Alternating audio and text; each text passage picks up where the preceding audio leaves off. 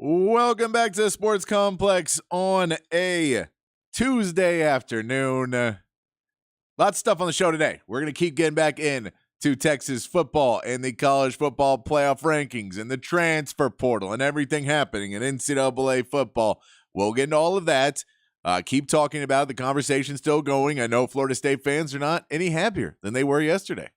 The time has not gone far enough that they're letting it go yet. So we'll talk more. We'll get more to your text messages about the college football playoff selections and the rankings and the bowl games. We'll get into that. The NBA in-season tournament started off last night. More games tonight. We'll get into that. NFL news, notes, and nuggets. Maybe a little Astros talk too. Maybe a little MLB and some Astros. It is the winter meetings, and so things are being talked about. We'll get into all that. And, of course, your text messages, 512-447-3776. 512-447-3776 is the text line number if you want to join the conversation. If you had texts yesterday that we were not able to get to in the time that we were hoping to get to them, then send your thoughts in again. If we didn't get to your point about why the College Football Playoff Committee got it right or got it wrong or whatever, and your arguments for it that it was wrong or your arguments that it was right, you can send those in and we'll talk about all that. If you got transfer portal questions or concerns or any of that, all that stuff we'll get into here on the Sports Complex today. Of course, I'm Patrick Davis. With me, joining me today, Mr. Jacob Standard across the way from me. How you doing today, sir? I'm doing great, Patrick. Thank you for having me once again. Ready to get rolling. We got a lot to talk about. We do have a lot to talk about. We do. It is still college football playoff time, which means it is still, we're still fresh off of the rankings coming out and everybody kind of, getting up in arms. We saw Aaron Rodgers come out today and give an opinion that was basically based 100% in spite. Yeah, it seemed a little bit. It did not seem like he had any actual information on it. He just went with spite. But we know what Texas did. And I have started to see a couple more people get into the argument that they, we had people yesterday that kept texting in about the money. And we know it was money. It was money. That's just today's world in college football. I mean, that's just part of it. We're just going to have to accept that.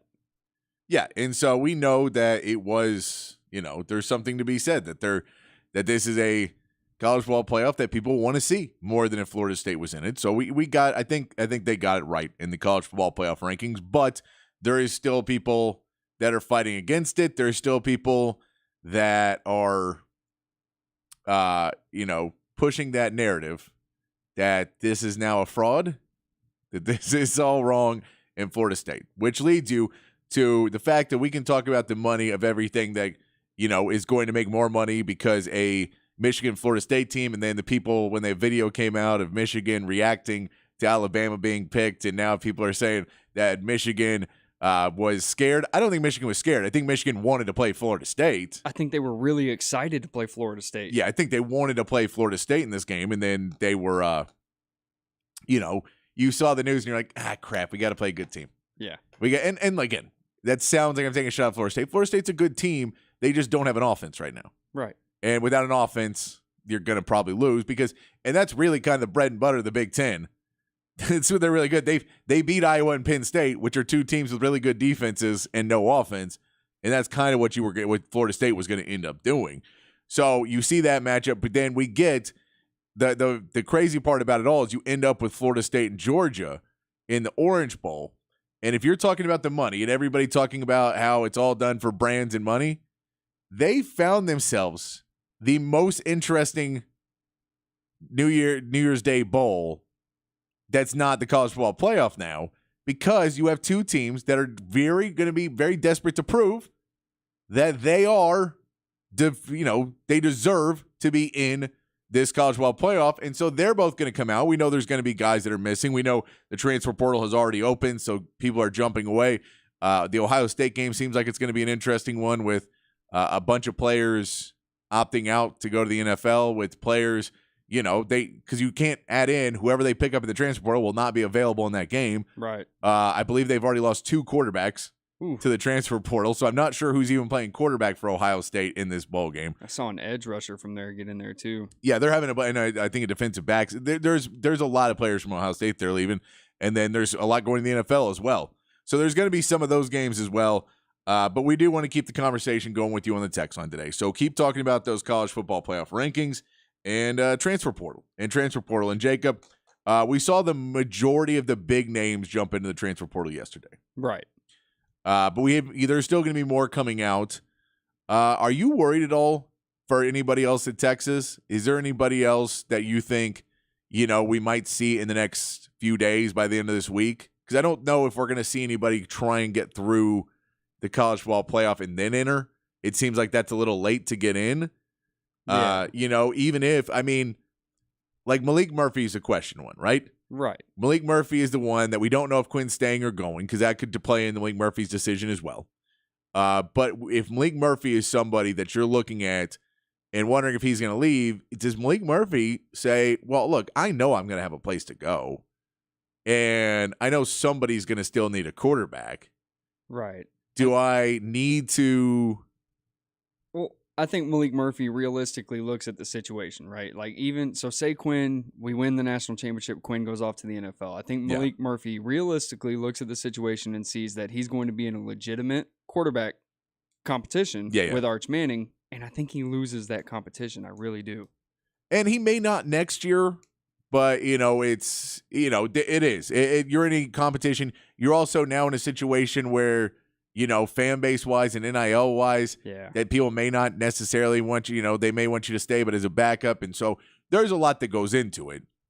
But for Malik Murphy, if we're worried he's going to leave, I think the question is, does he think I would like to be available for those college football playoff games?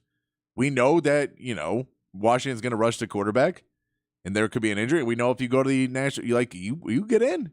There's a chance that you could get into one of these games and have a big moment. And then if you still want to transfer at the end, you can still transfer at the end and get out and, try and make a name. But I'm just curious, because we haven't seen him get in, and we know, they're still talking and the players are still celebrating the Big 12. Jalen Catalon is, if you have not heard, is probably the biggest name for Texas that has gone out. There's a DB, Bryce, who is also out, is entered the transfer portal. He's a redshirt freshman, didn't really play much, and so I think he's just looking for a new opportunity. But Jalen Catalon, you get that he's a good player. You understand what he could do, but it seemed like he was on a pitch count, even though the Sark would keep saying all season long that Jalen Catalon was not on a pitch count. Jalen Catalon was not on a pitch count. He didn't seem to be in. Then he got injured a few times, and the rotation seemed to kind of move around without him. And his playing time just went down and down and down kind of throughout the season as Michael Taft got into the rotation.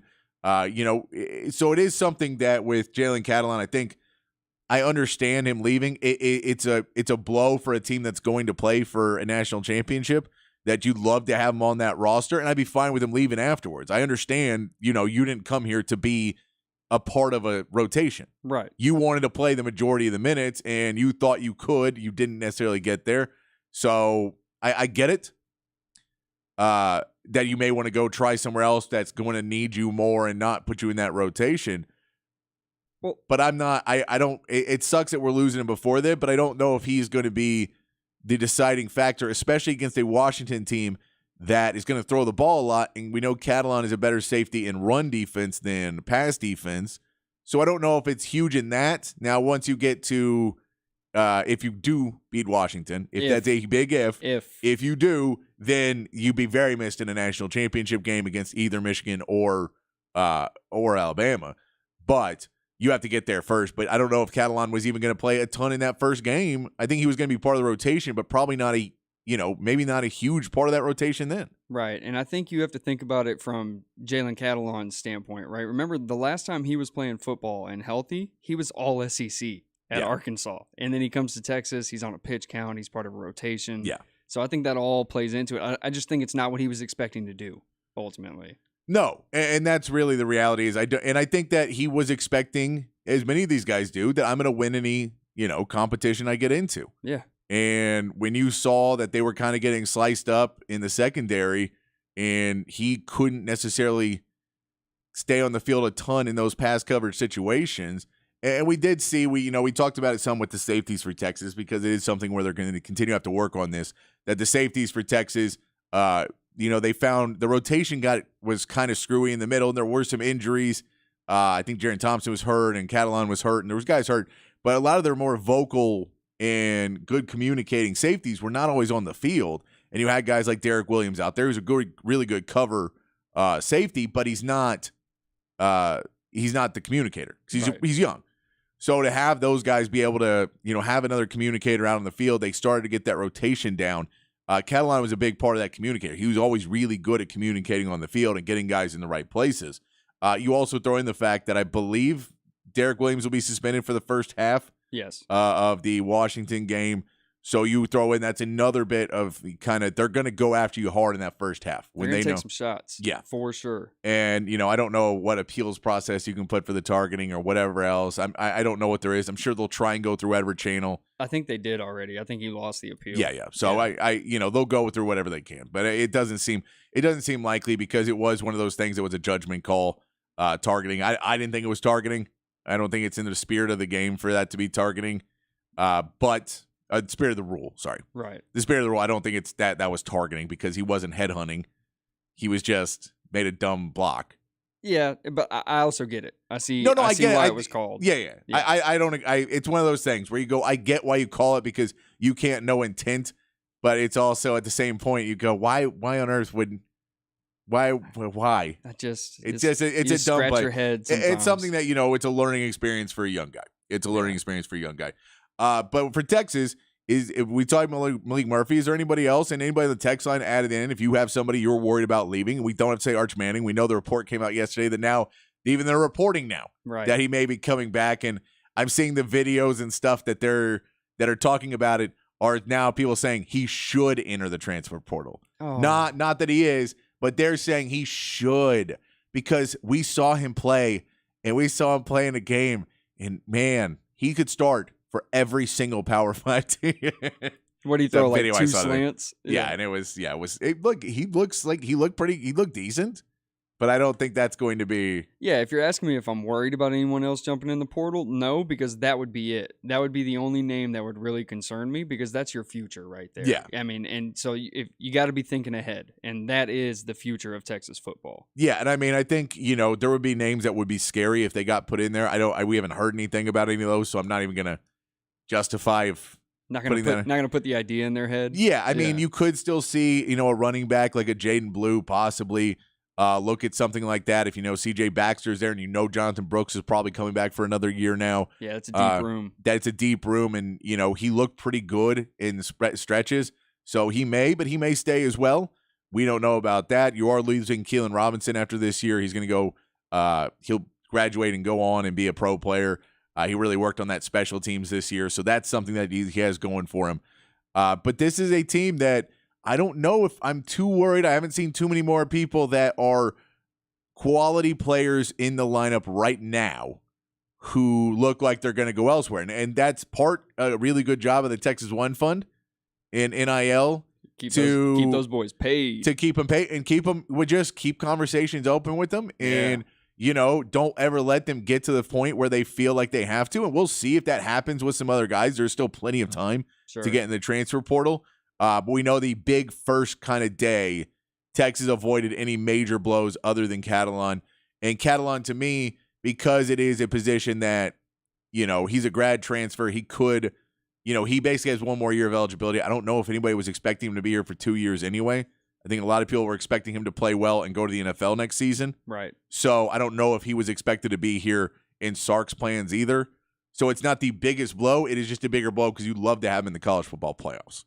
Oh, yeah. No, I'd love to have Catalan on the team and ready to go. But I get it. Like I said, dude went from all SEC to now he's on a pitch count. He's in a rotation. He's got Michael Taft coming in, getting more snaps than him. I get it. Yeah, and we've also there's also other news that we've seen that a couple of people are reporting in the transfer portal. If you have not seen this, that Dillon Gabriel may have a home. He is favoring a place that is apparently trying to get him, Oregon. Man. That Oregon, after losing Bo Nix, putting him in that position with that offense, and if you're Dillon Gabriel and you want to go and you're closer to the West Coast, closer, you're back over to where you're playing into, closer to Hawaii and closer to that area for travel and whatever else you're going to get into. He's also going to look at USC, so both West Coast teams.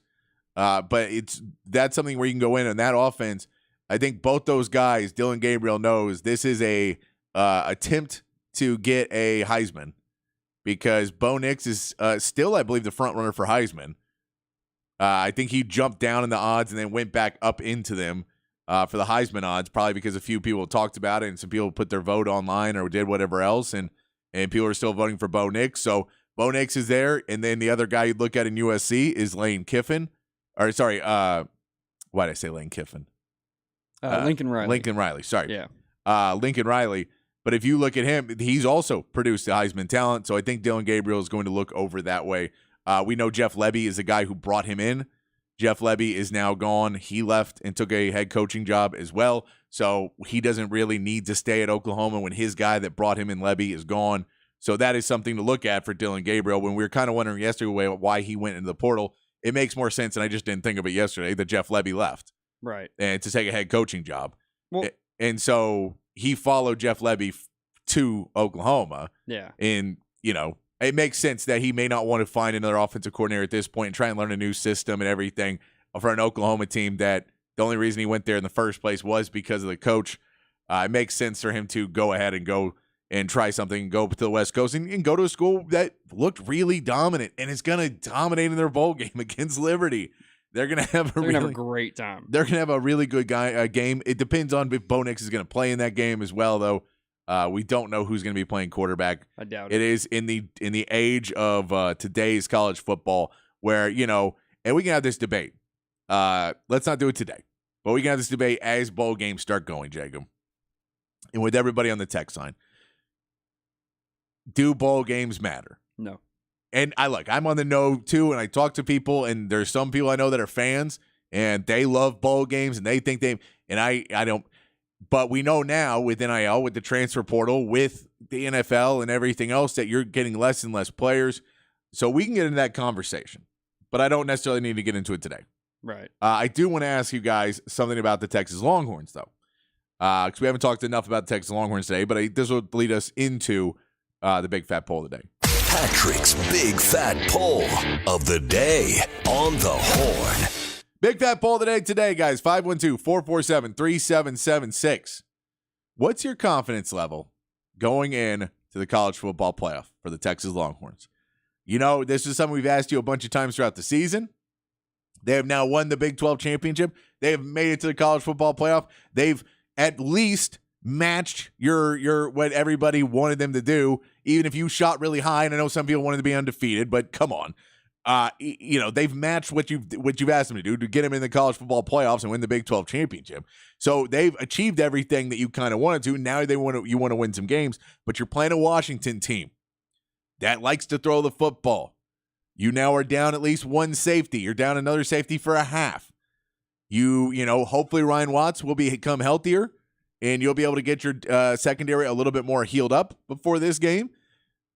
Your offense can go out there and play, but you got to get your guys in rotation. You're going to see if Sark can call a better game than he did last year, where we know Sark in the Alamo Bowl seemed to have a lot on his mind. And I get why you have a lot on your mind at that point into the season. Yeah. Because if you look at what's in the transfer portal right now and you think of what he's doing this year, and he is trying to win a national championship, and part of him wants to celebrate the Big 12 championship and wants to get his players happy.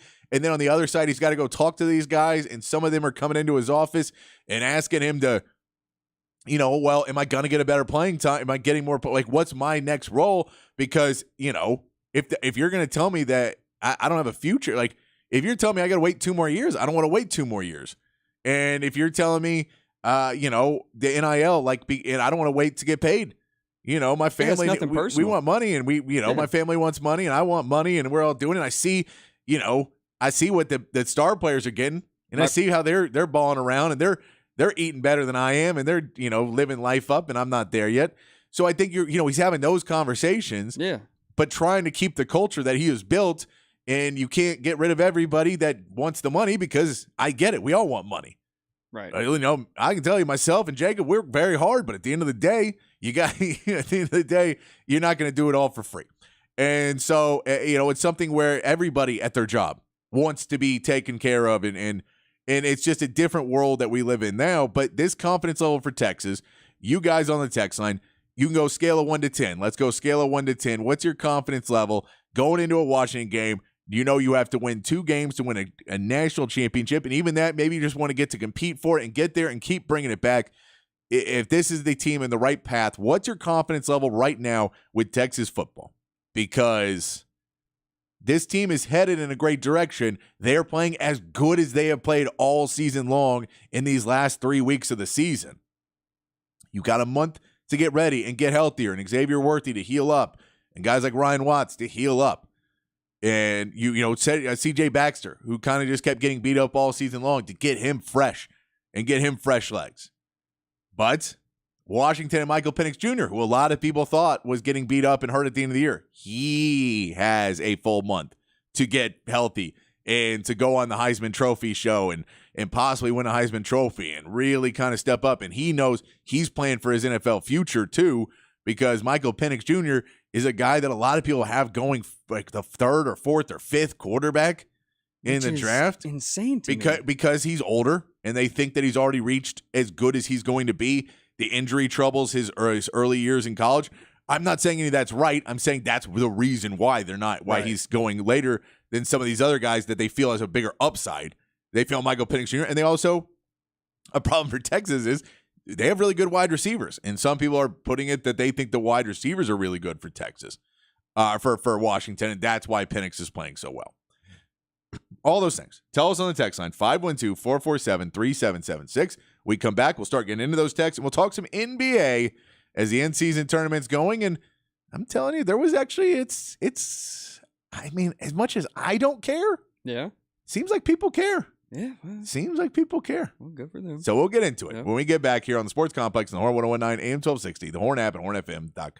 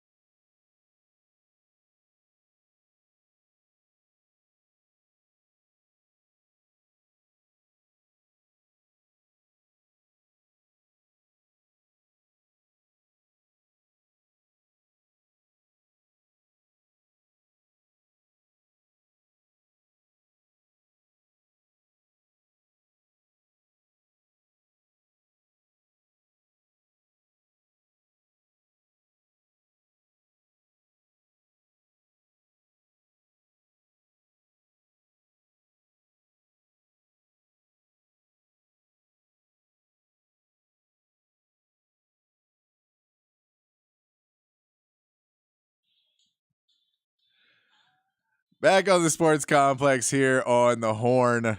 I always love when songs are in the past and they say like really future times. Like, is this the 50s or 1999? So far in the future. Yeah. We made it. We made it. We're playing time songs since we're in our new time slot of 4 to 6 p.m.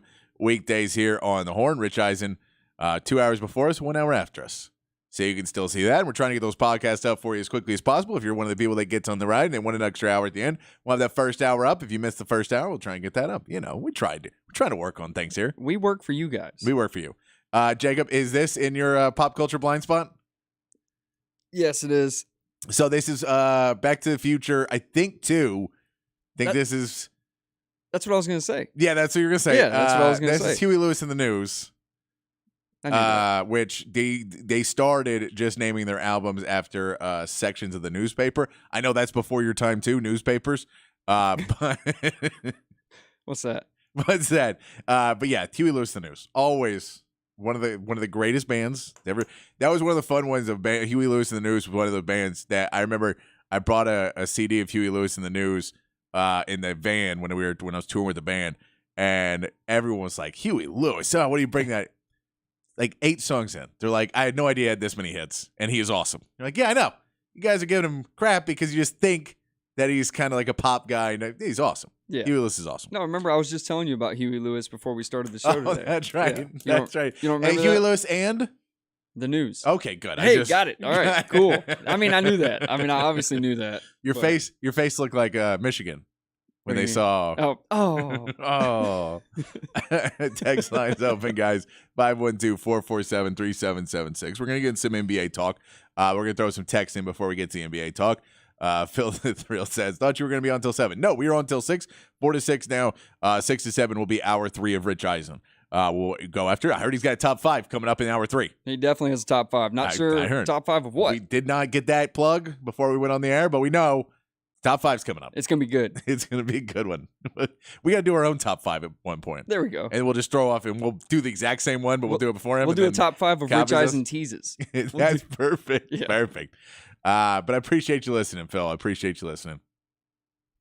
Text says, I understand and agree with the selection committee's choices. However, the committee screwed up by not ranking Florida State lower the week leading up to the ACC championship based on the same rationale. They used to leave them out of the Final Four. I think they could. The reality was they really, really wanted Louisville to win that game. And so I'm with you that if you were going to take it out, that Jordan Travis couldn't play. I think also in the fact that you can say the fact that Tate Rodemaker got hurt and then Brock Glenn looked even worse, that they can say, well, we know you don't have a quarterback on that roster now. Yeah. Like maybe if Brock Glenn got in and then lit it up, they'd be in because they go, oh, you have a freshman phenom who just went against Louisville and lit him up. But I agree with you. I think, if you're going to try and go that route, I also don't think that I didn't have Alabama beating Georgia. Yeah. So if you don't think that's happening, then you're still putting Florida State in because you're basically going with, we're going to put the 4 undefeated champions in. And let's just put all 4 undefeated champions in. I think they were really wanting Louisville to do their job They for did. them. They wanted Florida to. They wanted Louisville to. Right. And they wanted to go, we were all guys. Yeah, see, look, it solved itself. Check that out. Yeah. That's what they were hoping for. They had to make the hard decision. Instead, they got chaos. My man Nate says Alfred Collins has a year less. He should transfer and try to be good at a D2 school. Nate going hard at Alfred Collins. We need Alfred Collins here. Yeah, I want Collins back. Yeah, I want Collins back too, Nate. Come on, Nate. Speaking of which, how little number of Longhorns are already in the portal with it being open, I think speaks to Sark's culture that he's built here. Yeah, I think it does. Now, part of that too is they're still playing. Yeah. They're still playing for something. So I think some of those guys where they would have made the decision to leave when, but it is. That's part of the culture and it's part of the buy-in. If you buy into something and you get the results you expected to get, and the fact that you were a one-loss team and you got in ahead of a undefeated team, it kind of everything points you to, oh no, I'm at the place, like I'm at a blue blood school and we're winning and we're doing it. I'm part of this. So I think that helps out some for them too. But I think that's a good point that they are. Nate also 6.5 is the confidence level. Nate. Not a lot of confidence. On. But Nate also doesn't like, Alfred Collins. So maybe he's just Nate. Are you a double agent? Nate, are you having a bad day, Nate? It's okay. If you're having a bad day, it's okay. What road are you stuck on? Bebo Angel, the College Football Playoff Selection Committee absolutely got it right. These are the 4 best teams right now, and they know that. The TV networks know that, and the game ratings will reflect that. Let's be honest and accept the fact that college football is big business. NIL proves, the conference realignment proves that, playoff expansion proves that. Change my mind. I agree 100% with you, Bevo Angel. Jacob, you were mentioning something for the show? Can I add? So I saw Yes. a tweet from Bleacher Report where it said ESPN saved themselves an estimated $150 million in losses from ad revenue and sponsors of the playoff by leaving Florida State out of the top 4. I think we do need to say the College Football Playoff Committee saved ESPN 150 Sure, million. we'll put it. Yeah, Because otherwise it sounds like sounds like ESPN had something decided to do it. with this. Sorry, I mixed No. up the wording on that, but yes, the Florida State being removed from the top 4 saved ESPN $150 million. And in then estimated on the flip losses. of that, the Orange Bowl is now a must-watch bowl because it is Florida State, Georgia. And even though the ratings suck in the second half, it's a masterclass in marketing. everybody's going to want to see, can Florida State go in there and prove Georgia wrong and just screw everybody over? Because if Georgia, they win 35-0, which I don't think their offense can do that, but if they won like 35-7 or something like that, Oh yeah. even if Georgia doesn't have any of their players, Oh, it doesn't matter who's playing. it's still like, that still would say, okay, this team could compete. Yeah. They, so I no one's hoping for that, but they were hoping for Louisville to win too. What if So. both coaches go the ultimate petty route and they just kneel on the ball the entire time until they end it in a tie or something? I don't think they're going to do that. Something tells me their donors and boosters who are paying their checks might not appreciate that. Text is another, I told you we should be cheering for Alabama. I'll correct your tweet on the anyway. Vegas loves Texas. That bodes well. I'm extremely confident. Texas might have their fastest team in the country. I agree. I like that. Yeah, Texas has gotten pretty good. They've kind of built that team where the pass rush isn't always great, but those edges do have good speed to get to the outside, which is something they really wanted. And the linebacking core we know has speed. Those dudes can fly. You talk about a guy like Anthony Hill and the speed he has. They have a ton of speed. All right. We're going to get to more of your text. 512-447-3776. What's your confidence level going into the college football playoffs? And you still, we didn't get your text yesterday about your opinion about the selection of the committee, you can text that in, and transfer portal stuff, whatever you want to talk about. We always try to get to you guys. You guys drive the show. We just try to keep it on the rails. But the in-season tournament started for the NBA, so I wanted to get to a little bit of this. We pushed it off of the show yesterday because you guys were killing on the text line.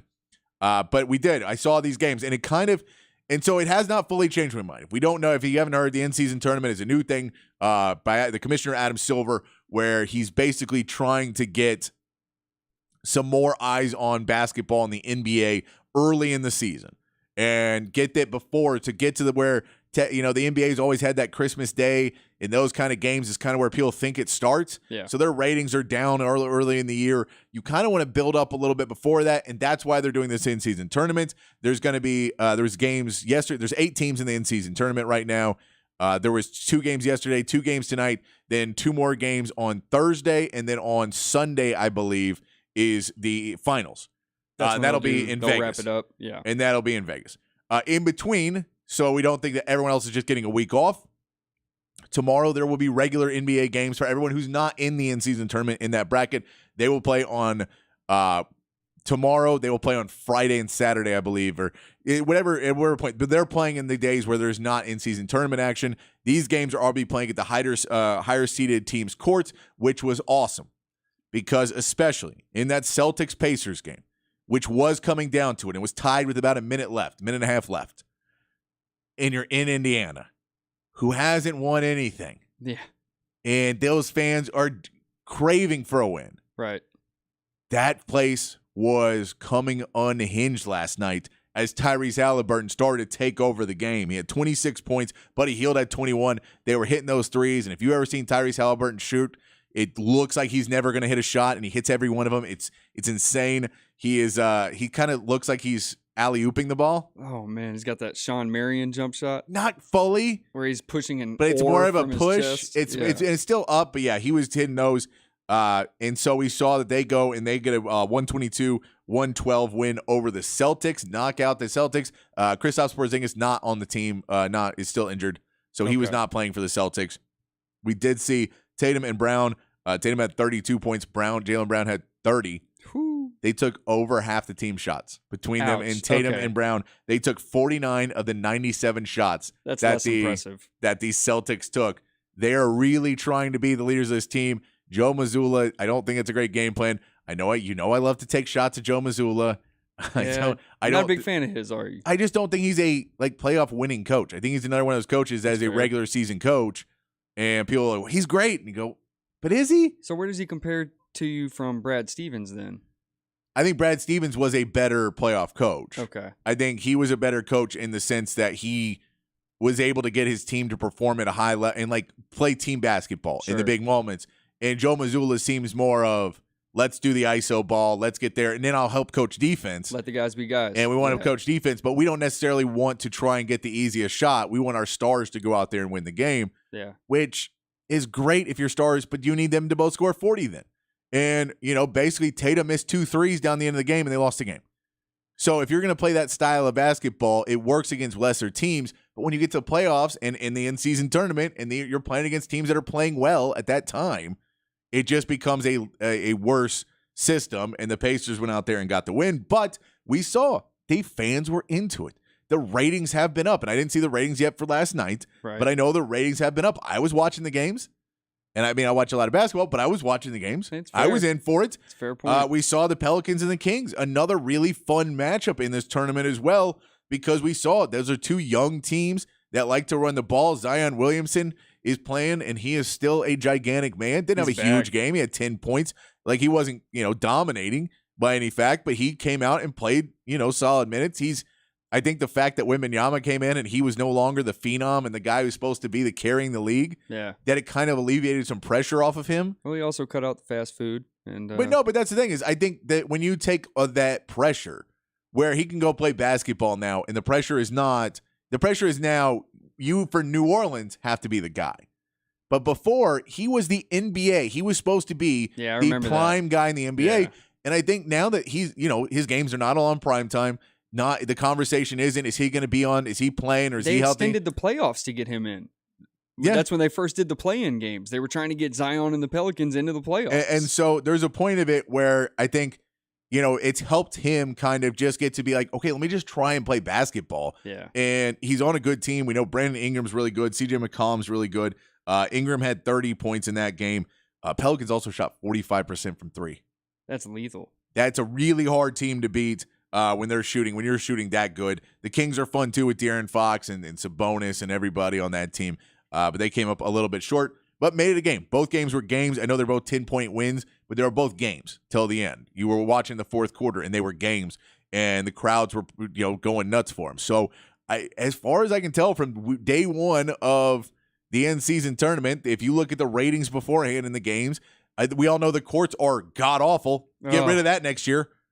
Get rid of that, or just change up the courts and make them a little bit easier to view the games. If you're the Rockets or the Bulls, can we get some black on the court? We don't need the red on red, please. No, more red. Oh.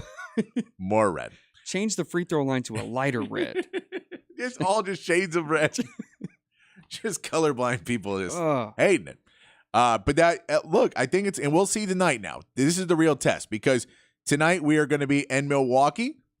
Of a team that wants to win an NBA championship, and I know these other teams do too, but the Pelicans and the Kings are not playing for them, right? And the Pacers were not playing for them. So Sacramento enjoys this. They want to win those games. Sacramento has not won anything big. The Pacers haven't won anything big. Tonight we're going to Milwaukee, who has won an NBA championship recently. They just got Dame Lillard, so they'd like to win, but not quite the same. And we go to LA. Yes, and the Lakers. And we'll see. Are they pumped up for that game? Are the Lakers fans going to bring that intensity?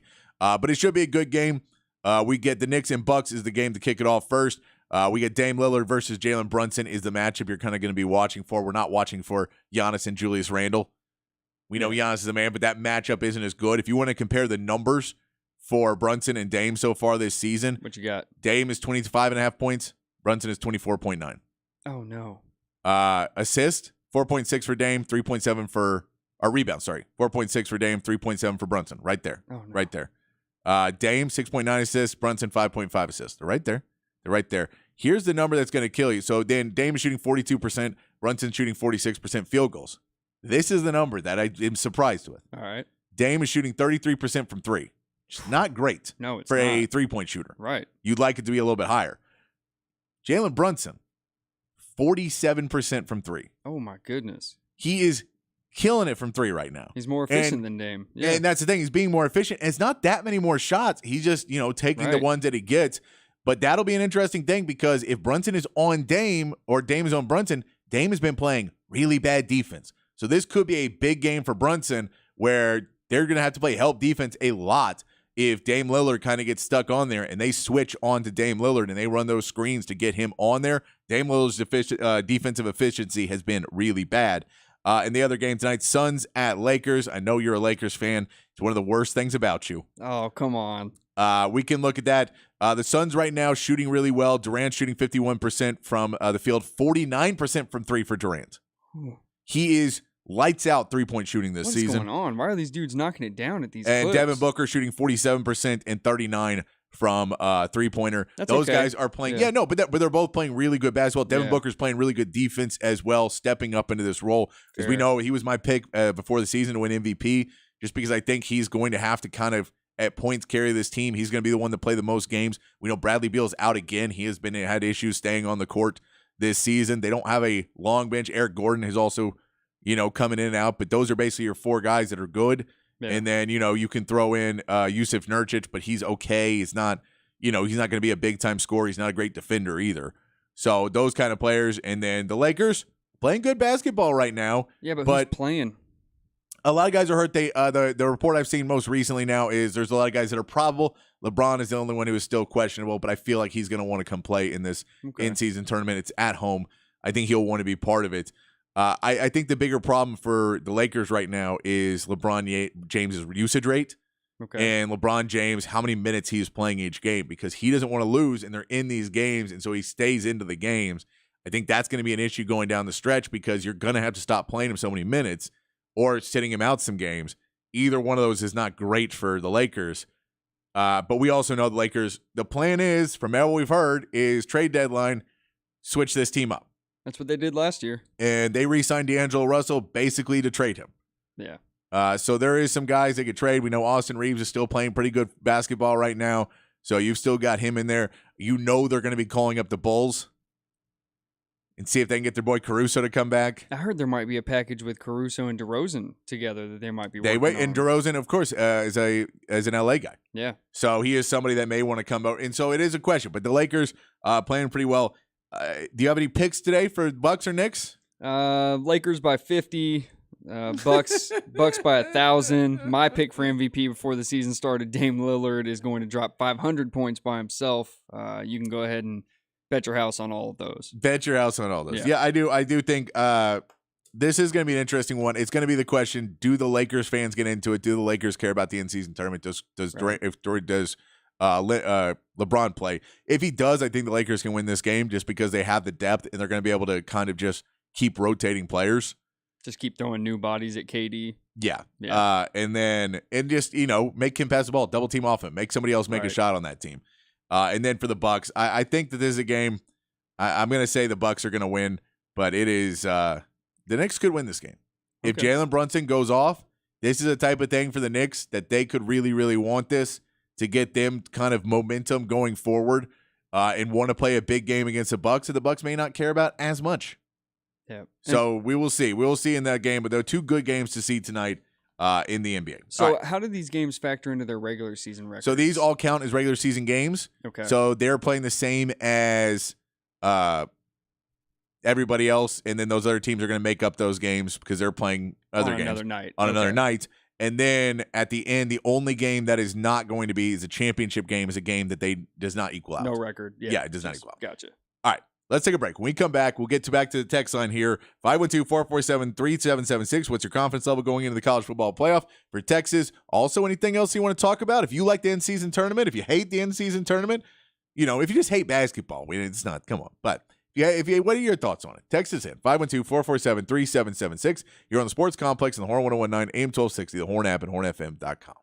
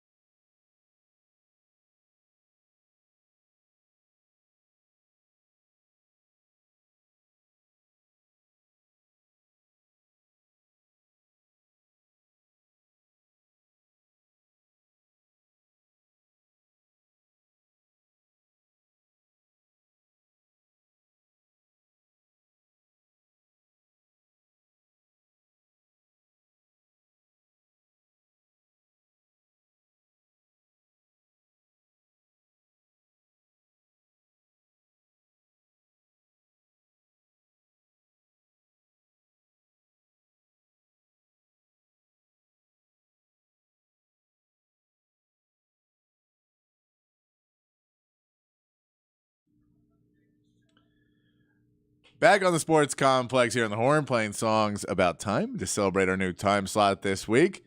And Jacob, any guesses who the band is? Blue Oyster Cult. Oh, Kansas. You know what? I'm gonna give you partial credit, The even though Who. it's wrong. You got a color in there. Is Pink Floyd? Pink Floyd. Pink Floyd. Okay. So you had Blue Oyster Cult. I'll give you a partial credit. Not a lot of partial Well, credit. Pink Floyd is what I was going to say first. That's what And you then- were gonna yeah. say first. I got you.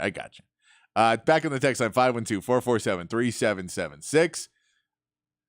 Let's ask. We're asking you today what your confidence level is going to the playoffs. So we can also, if you didn't talk to us yesterday, if you agree with the committee or you disagree with the committee and why, send that into as well. And if your transfer portal is anybody where you're worried about hitting the transfer portal for Texas, you can send that in as well. Michael Taft, stay put. We want you here. They gave him a scholarship Michael now. Where is he going? He went there not on a scholarship. I know. I just want Michael Taft to keep evolving. We Here at want- Texas. We want him to evolve. I love the story of Michael Taft. Head coach Michael Taft coming. Athletic director Michael Taft. Scarlett says, my confidence level is feel it in my bones.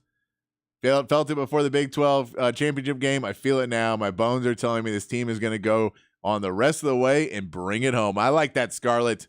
That's a good one. I like that confidence level. Texter says 100% Texas over Washington, 50-50 Texas over Alabama, 60-40 Texas over Michigan. And that is then you have Bama beating Michigan too. I don't know if you watch a lot of Michigan football. They're pretty dominant. They're a very good team. I like your confidence. And they know what you're running. But also Michigan is a team that can go in there and be really, really physical. I think we can physical with Alabama. We showed that earlier this year that we can play physical with Alabama. Michigan is really, really, really physical. And so, but they didn't play a huge schedule, so we won't know. And look, we may not play Michigan this year, but I tell you, we will play Michigan within the next 4 games. Bingo. 100% guaranteed within the next 4 games of Texas football, they will play Michigan. That is a fact. That is a fact. We can give you that one. And I'll say this about Michigan before we get off on that. On the physical Yes. note, that is a team that when they get in trouble, they will just put their head down and run the football. Blake Corum will go too, yeah. There was a stretch where they did 12 straight runs this year in a game where they were Yeah. struggling to move the ball. Yeah, don't underestimate the physicality of that team. All right. This texter says, screw Alabama. We're taking the title home. How do we think this Texas team would stack up against the San Francisco 49ers? Come on now. Come on. Not well. Hope the Lakers don't win in the season cup. If LeBron gets it, his haters will look at it as the most worthless achievement in the NBA forever. I can't tell which way you're leaning on that. Are you I a don't know. Lakers fan? Yeah, I don't know if you get it. And then, are you a LeBron hater or are you a LeBron apologist? I don't know if there's a way. A LeBron lover sounds weirder Is than a that LeBron Ty just. Henderson? How have we not saved his number into the machine? Yeah, I don't know if you're a LeBron hater. You text in if you're a LeBron hater or you don't want this to be a thing. Maybe you have no opinion about LeBron and you just don't want him. You just heard LeBron and you started to twitch a little bit. No, You got look, angry. people. We know people are gonna. Whoever is not in the tournament is gonna say it's worthless, and whoever wins it, and they'll say it's the greatest thing ever. But I'm sure Celtics fans have already gone off that this is the dumbest thing. Oh yeah. That there's no reason they should be doing it. A text here says, "What's a CD? Come on, CDs. Come on, guys. My people are flooding the text line. We're taking over. We're here. They're compact discs. By the way, your lead announcement still says sports comps. I know. We're pulling them out, guys. They're not all of them. Some of them say it. We're just checking to make sure y'all are listening. Yeah, we're just testing you guys. Text line's still open for you guys. Didn't someone from IT say the game ban will be during the first game of next year, not a postseason game? It may be. It may be that it may not be a postseason game. It may be next year. I honestly have not seen the report on it, but it could be. Confident to 7 and finally getting to listen to you. I like this. You've just got a new listener. Keep up the good work. I appreciate that. I do appreciate that. If you want to send in a nickname so you can text in, we'll put your nickname in the system, and then we'll be able to text in with you all the time. Nate also says it's pretty bad day at work, but y'all can still keep hope alive for Collins if you want. I don't think Collins is going to be defensive player of the year, but not everyone on our team. I know this year we had 2 defensive players of the year. Right. People are leaving though. I know. I think Albert Collins, I don't think he's going to be the great player, but I think I'd prefer not to not have him too. You want that body type. You want that body type on your team. All right, we got to take a break. When we come back, We'll get into some more of your text messages, and we'll start getting into some NFL talk as well. There's some new polls out with MVP leaders and Super Bowl contending leaders. And the NFL MVP race is kind of weird. And I did want to get a conversation about the quarterback position after we saw another quarterback get injured last night. We'll get into all that when we come back here on the Sports Complex on the Horn 1019, AM 1260, the Horn app, and hornfm.com.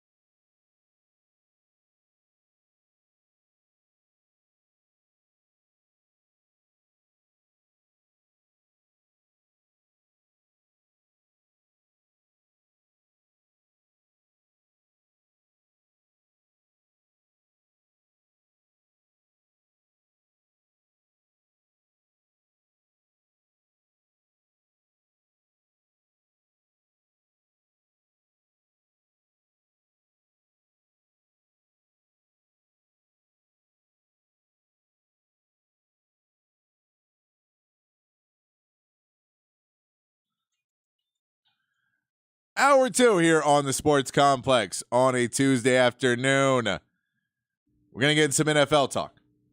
We're going to get into a little MLB talk and, of course, a bunch more of your text messages on the show to come up. Maybe we'll even play a little of the best guitar-playing quarterback in the NFL right now who's not injured. Ooh, can't wait for that. I don't know if that's a true statement, but we may play it. We have some audio from it. I'd bet some money on it. Bet some money on it. He almost gets the song right that he's playing. Almost. It seemed like he was playing it, but knew he couldn't. We'll get into it. We'll talk about that later. Text line's open, 512-447-3776. Before we get into the NFL, let's read off a few more of these text messages. So we didn't get to all of them yesterday. I felt bad that I didn't get to all your text messages yesterday. We always try and get into everybody's. And we know we moved to the new time slot, so we want to keep everybody who's joining us an hour early. We really do appreciate you joining us an hour early. So we do get this text. Any updates on Xavier Worthy's ankle? I've not heard anything yet. They're pretty close to the vest with a lot of injury news. My guess is that we'll hear something about it. You know, if it was bad, I think we would have already heard about it. Well, I think you're not going to hear anything about it for a couple of weeks because I think this is going to be a lot like the bye week for Texas, where the younger guys are going to get to practice and they'll heal up. Yeah, and he said they're they're basically getting him a couple weeks before they really start to get into. Sark said that they were going to get him into before they really start to get into practicing because you don't want to over practice, right? And make it to where you're not, you're kind of going through the motions and not thinking. Yeah, because you need to be thinking when you get out there and play the game.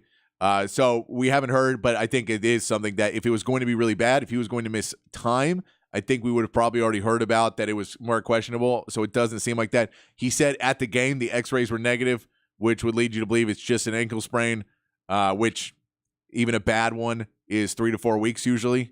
So hopefully we should be good to go, but we will let you know when we do hear some of it. I appreciate you.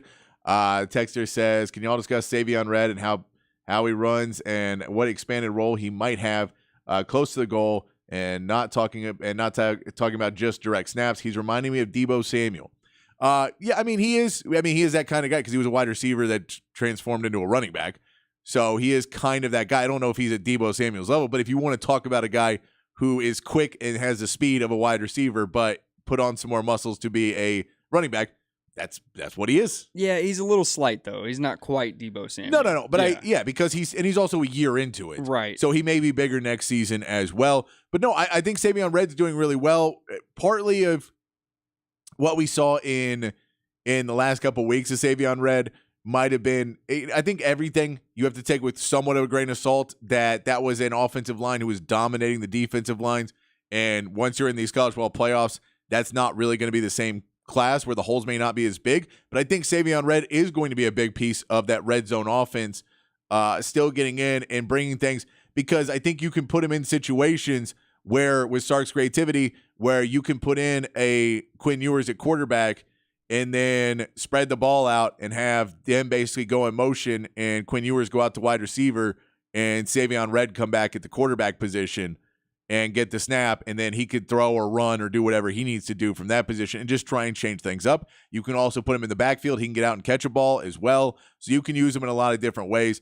I'm not sure how much he's into, and you've got now a month to kind of work with him, that you've seen him doing better in that red cap position and stuff like that.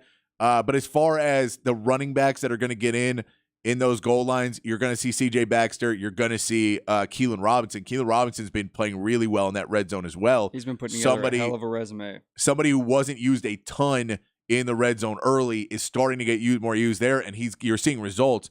So I think you're going to see Keelan Robinson maybe a little bit more than you'd see Savion Red in the backfield in the red zone. But Savion Red in the backfield is definitely something you could see going forward. Because he's stepping up and he's playing. And he plays with a lot of intensity and fire, and you like to see that. If you're not moving the ball, he's definitely somebody that you feel you can put in and is going to get the team amped up and get everybody ready to play. So I like that. He's one of those guys too that just wants to get on the field, doesn't care where. Exactly, and he's going to put his best effort every single time. Right now, my confidence level is 50-50. I truly believe in this team, and I think we're fantastic. But if there's one team that can expose our main weakness, it is Washington. We have to focus on our secondary defense during this time. You do. And PK, you played against these guys last year. PK knows what he needs to do to get there.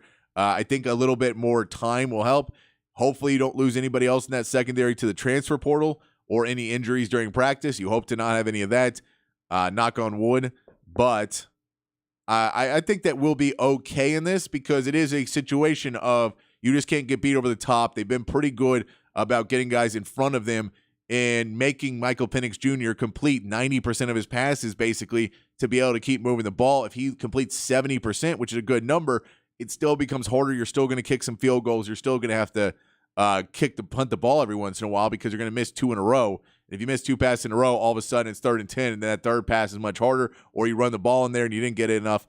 So I think there's ways you can kind of go in there, but this is a game that the Texas offense will have to step up in, that it could easily be a, 30, both teams are in the 30s at least, pretty easily. It could be that where, even if your defense is playing okay, they're not going to be able to completely stop this offense. I'm not so convinced. I think actually the more effective strategy when you have an explosive offense like that would be to put your head down, run the ball, and limit their opportunities to beat you deep. Because Washington's going to want to attack down the field, and if you can slow the game down and beat them up. Yeah, you're going to, but again, that's what screwed Texas in the second half of a lot of games was not playing Texas football. Play Texas football. You can go. We've shown in the last couple of weeks you can put up 49, 50 points on a team. You can do that. So don't limit yourself to 21 points and they win 28-21 and your defense played okay and you still lose the game because you wanted to be conservative. Be aggressive. Go after them. And, if you have to make adjustments at halftime, you have to make adjustments at halftime. But I think playing conservatively and trying to slow the ball down and punting the ball a lot more because you're going to go – because all it takes is them to stop you on first down. And that whole game plan becomes really, really hard if you run a ball on first down and you get a 1-yard loss. And they just break through and they find the hole and the linebacker finds it and they knew what you were running and you go, it's 2nd and 11. Yeah, but I feel like you're confident enough you have the passing game if you need. I get what you're saying, though. It's a fair point. I get it. I'm just saying we've seen him do that in the second half because Sark, and he kept saying this all season long, Sark kept saying, we have to be able to run the ball when they know we're running. Yeah. And he kept saying it. And then he finally just said, okay, well, let's throw the ball when they think we're going to run it. And they won the last 3 games without a problem, covered in all 3. I get it. You have to be aggressive in today's game. When you start to play more conservatively, you end up like a Louisville or an Iowa or those teams that can't move the ball down the field consistently. There's a point in a time where you're supposed to run the ball, and that's where Savion Red we just talked about, and guys, in switching out running backs can help you out. But I don't know if you want to come out doing that because in all reality, Washington comes down the field, they get the ball first, they score. You come out, pick up 2 first downs, punt the ball. They come down and score. You're down 14-0 with the ball in your hand. Are you going to keep running the ball like that?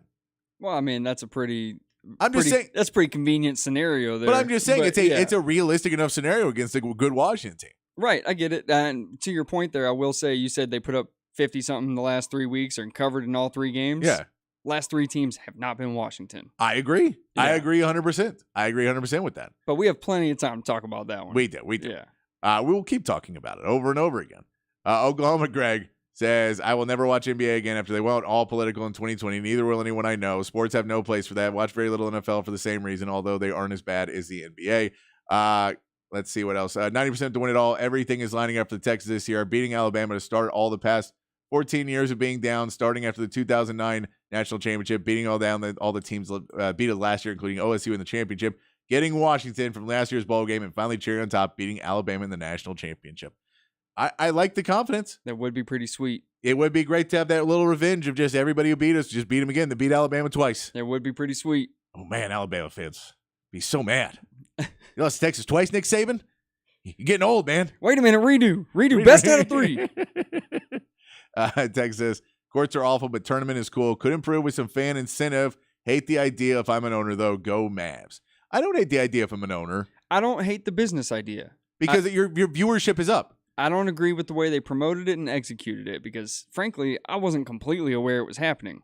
And then watching the product, it was hard to watch. Yeah, I think the way because it has so much explaining to do in it, and there's no classy and easy way to explain this stuff. So it basically ended up with them consistently going, okay, guys. No, I get it. No, listen, though. So we take the teams and we put them in groups. All right, you're not – I saw you looking away. You have to look at me. Look at me in the face when I'm explaining this. No, they're not all playing on the same day. No, No, it's going to be Friday and Tuesdays. And all right.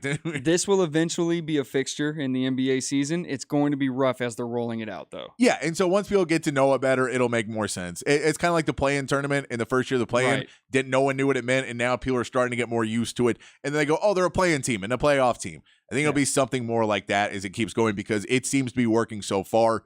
We'll just see as it continues to roll. One more text, and then let's get to some NFL talk real quick. Vintage Scott says 70% confidence over University of Washington, 80% confidence over Michigan, and 60% over Bama. You are saying either Wait a minute.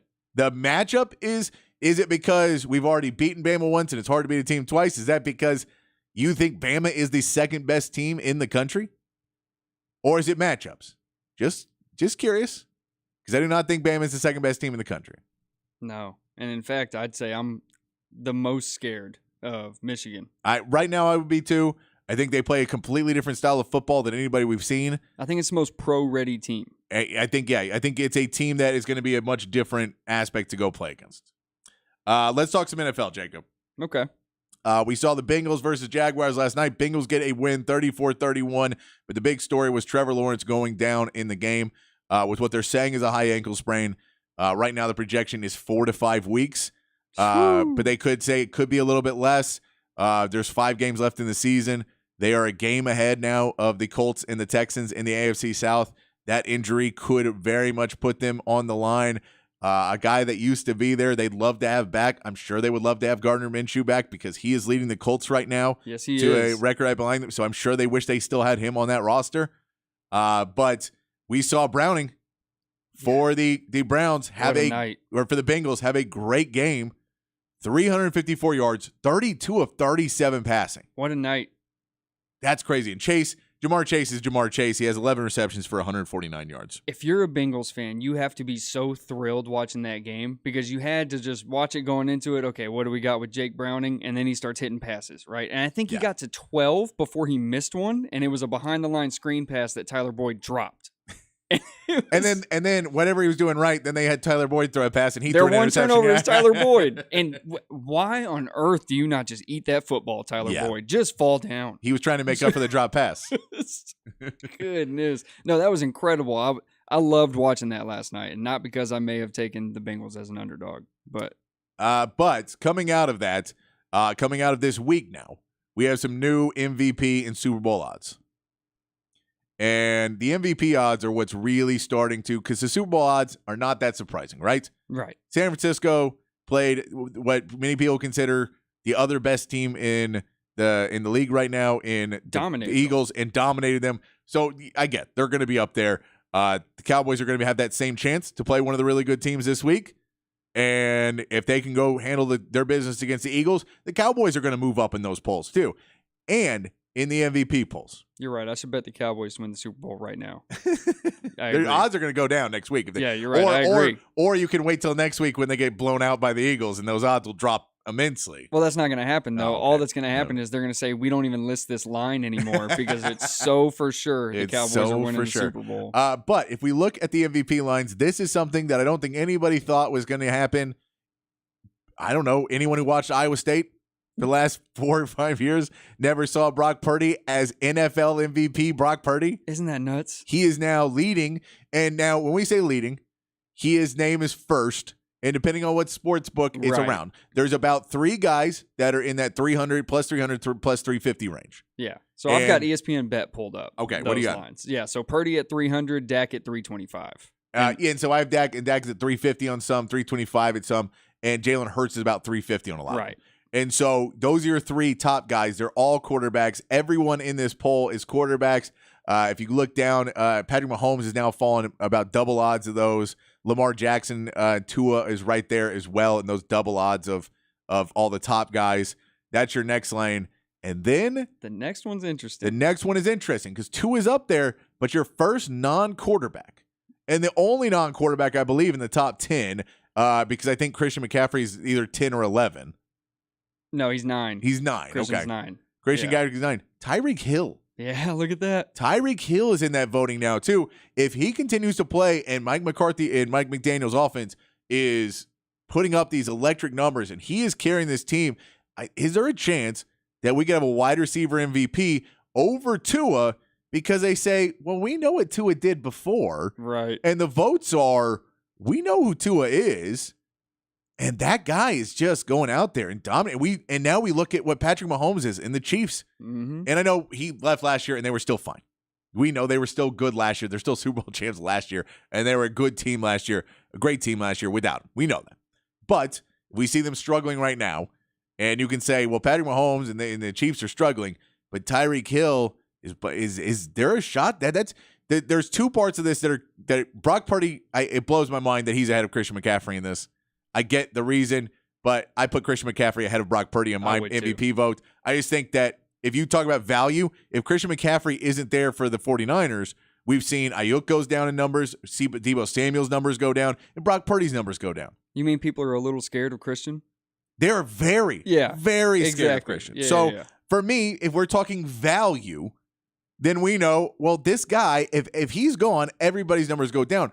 Brock Purdy, we can say his numbers would go down because Sam Darnold is behind him. We know last year they lost, but that was because they didn't even have a quarterback and he couldn't throw the football at the end of the game because Josh Johnson went down too and they just didn't have another guy. That was brutal. But I know. And then Dak Prescott, he's there. I think he has a legitimate shot to be in there as well with how this team is playing.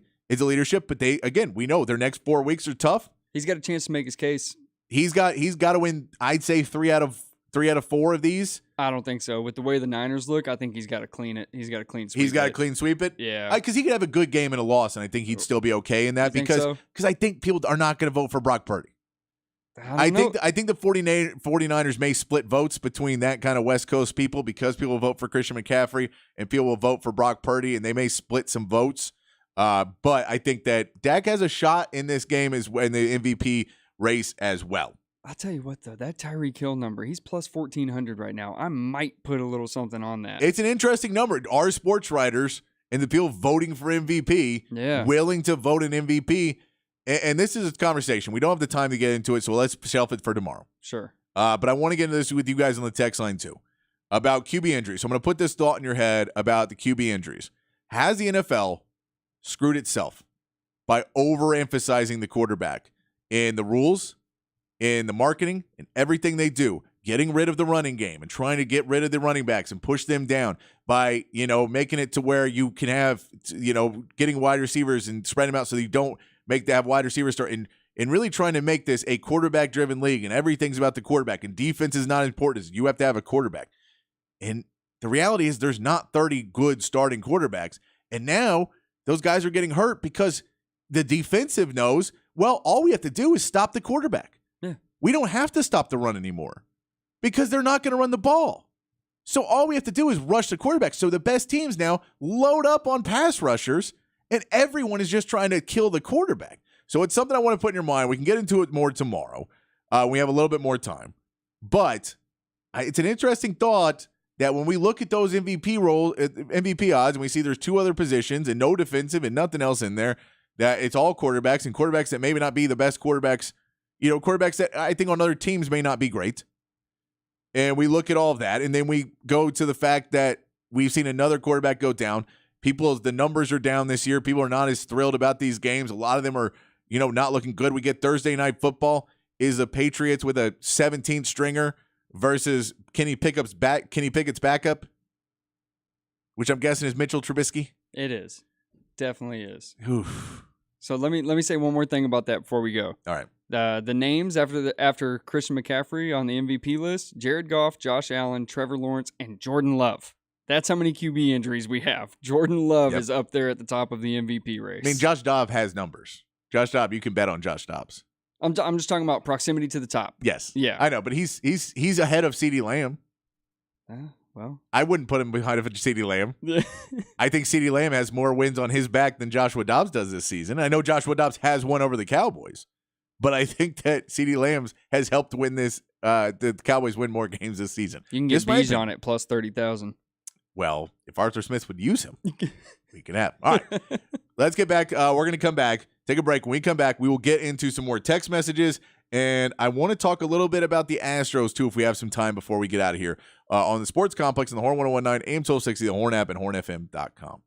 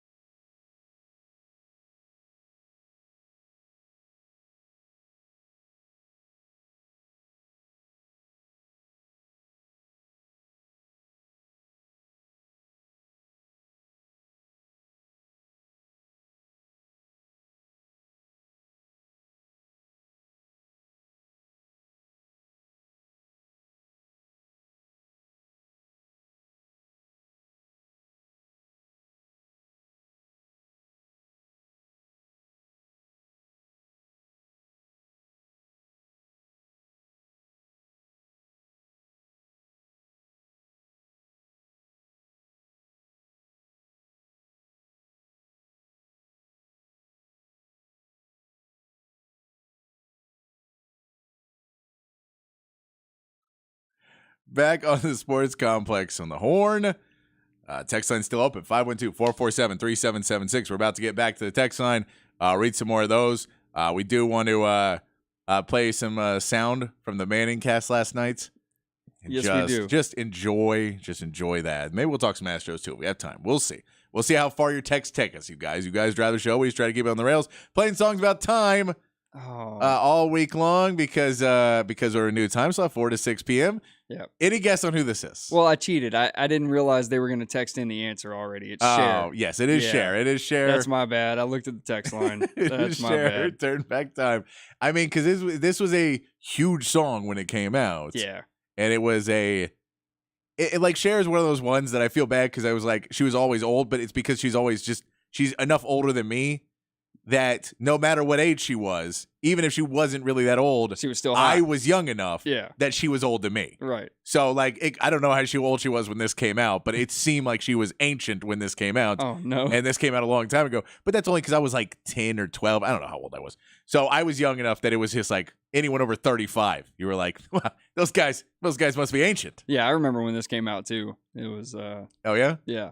Yeah, But I'm sure you know do. that year. That is year that this came the out. thing they also had the other thing going on. Just, It was I'll tell you what, look up the music video afterwards. okay. And then just be like, wow. And then look up her age at the point. I don't know which one's which, but you can, it'll be an interesting. What's the song called? I'll look it up right now.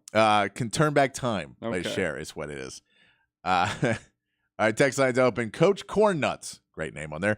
Any chance y'all check to see why your station doesn't work and tune in to radio? We're still working on it. I can tell you it is something that is being passed around. I hear the conversations about it. It is not something in my department that I'm working on, but I know that they are working on it, and it is just a real problem because there's emails that everything's set up in, and so we're trying. We are trying to get it fed up back in there, but bear with us. I understand. I understand it's a pain.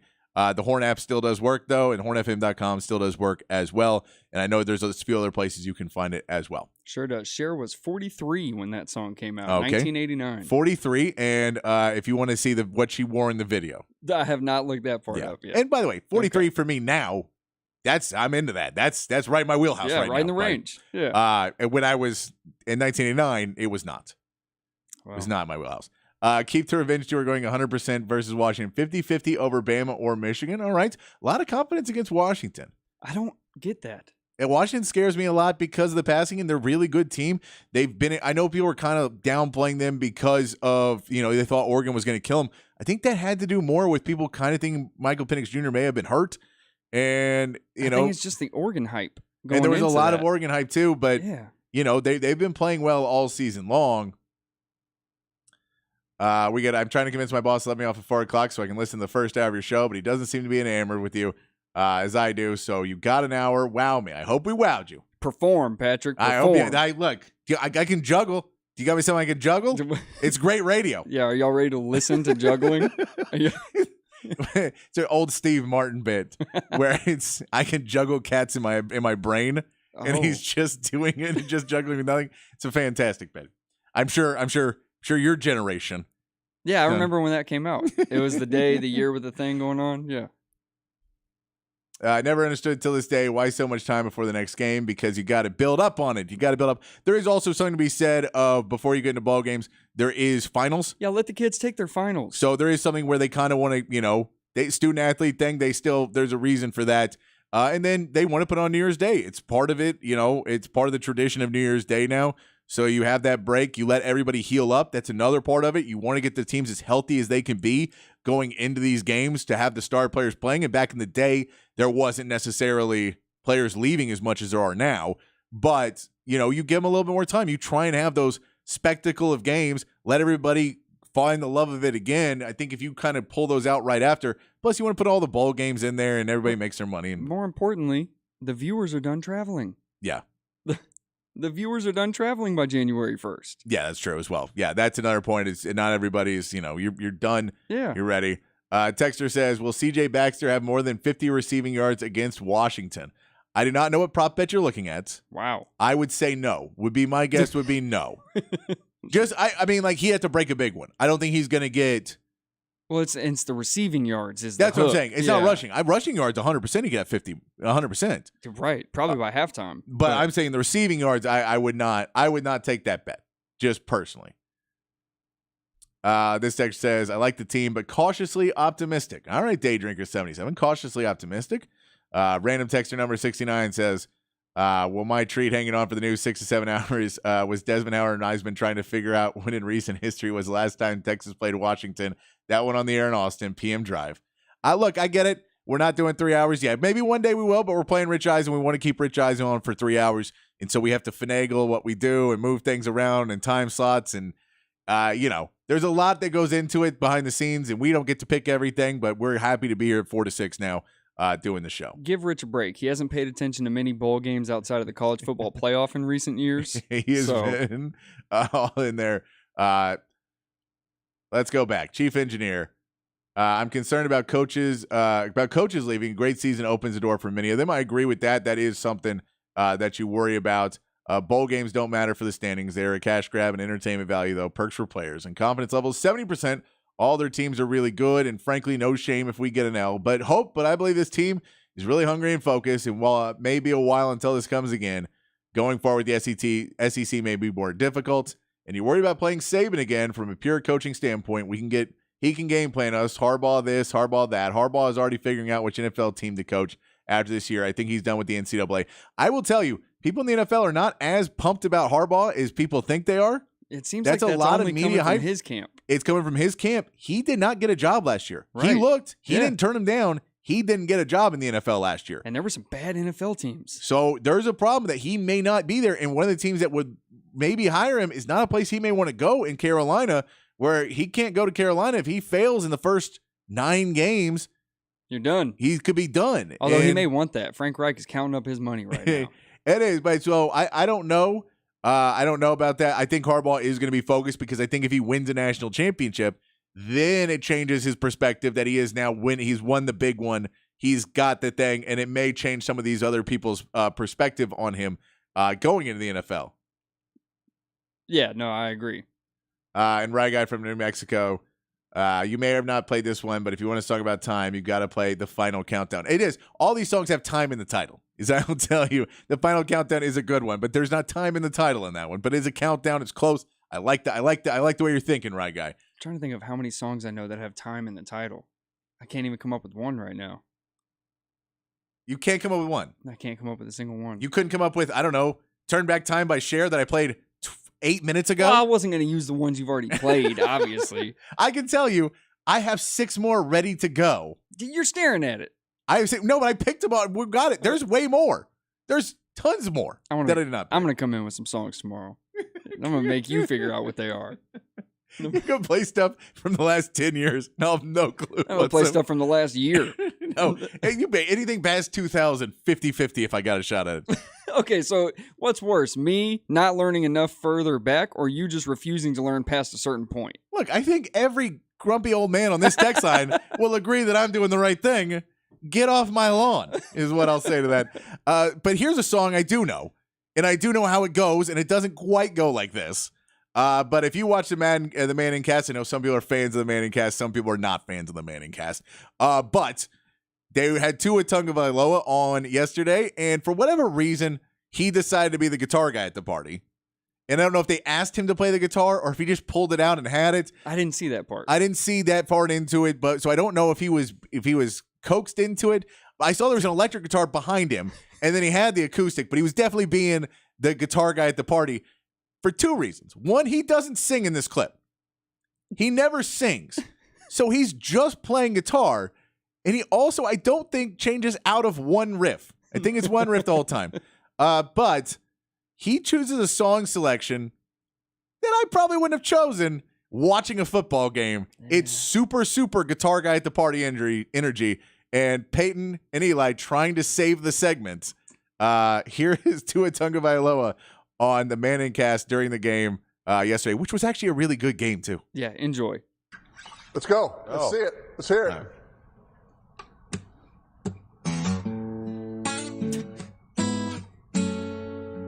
Wow.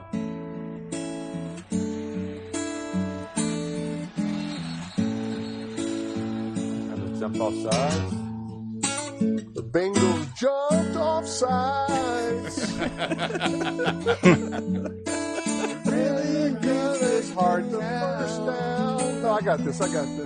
Please, no. No one wants to hear you sing. Keep going, Tua. Keep going. You're perfect. Great job of using the cadence. You need to work on your cadence. Singing. Oh, you give me the 3rd and 1. I will get the first down. Really good stuff there. I love it.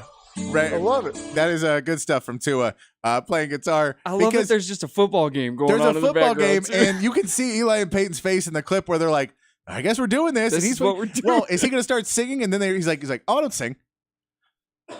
I don't sing." And he has it, and so he plays.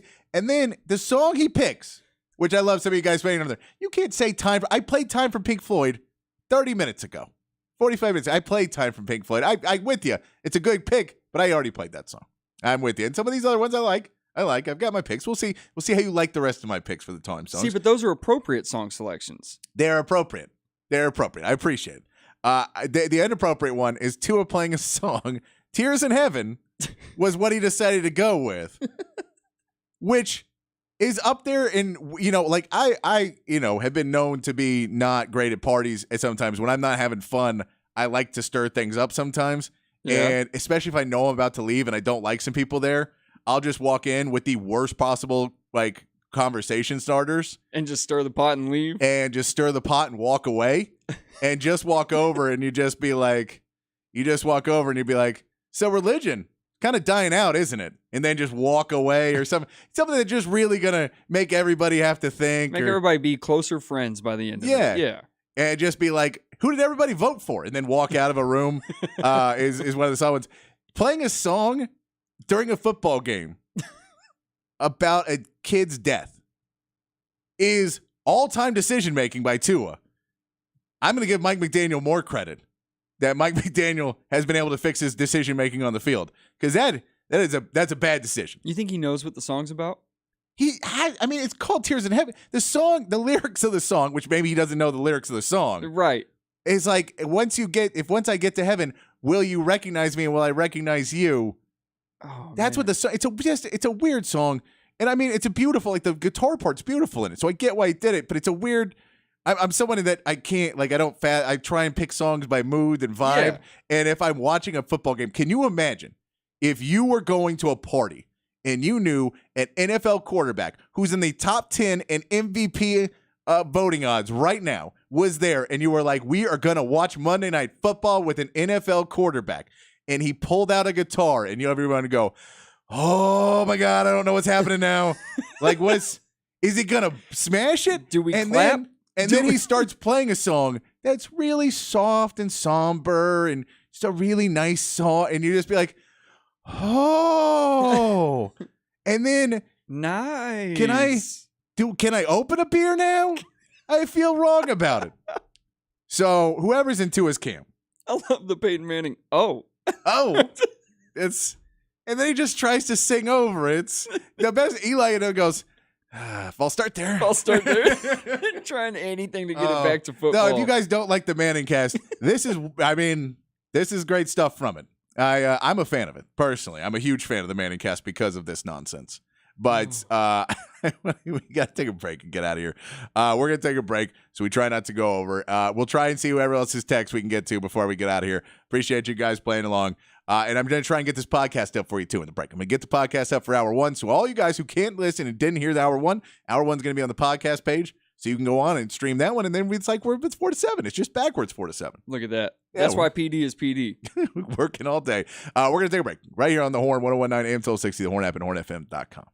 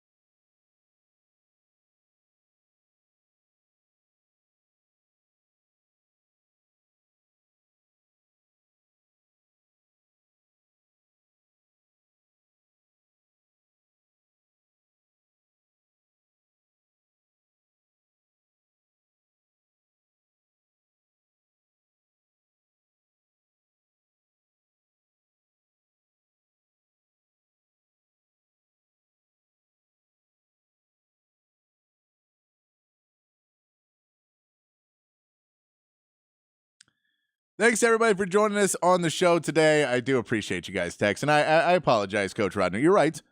We got the podcast up for hour 1. You will not be able to text in with us, but we'll be here for you for 1 hour for texting in. I appreciate you listening, man. I really do. We do appreciate everybody who's on the show. 4 to 6, we know it's not perfect for everybody. We have a lot of people that are pleased with it, but we appreciate everyone who tunes in. This is why it has to end at 6, because I can't talk anymore. What were you doing when it was going till 7? Oh, who knows? But we're going to get out of here. Podcast for hour 1 is up on the podcast page. It's up on wherever you stream your music or podcasts. You can get it there too. We'll be back tomorrow at 4 o'clock with more. Until then, be kind, be safe, keep your underwear clean. And we'll see you right back here at 4 o'clock tomorrow for more of the Sports Complex.